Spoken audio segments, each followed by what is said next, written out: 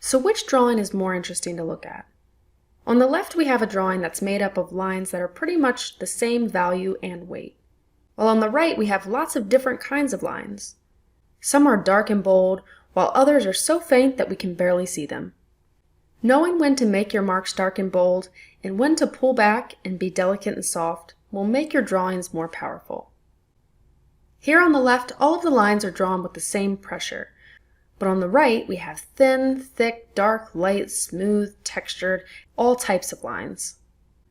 To get more variety in your drawings, you can change up the pressure you put on your pencil. This will change the value. Press lightly to get light values, and press hard down on your paper to get dark values.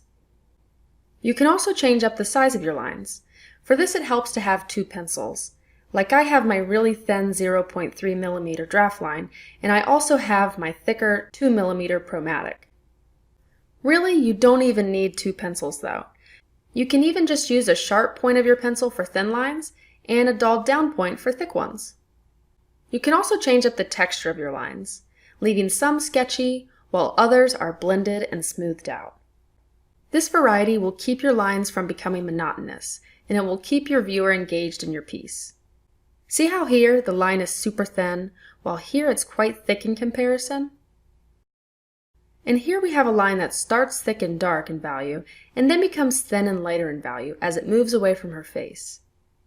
These slight variations in line quality will keep your work exciting and will give your pieces compositional interest. So go ahead and get out a piece of paper and make some lines and get warmed up.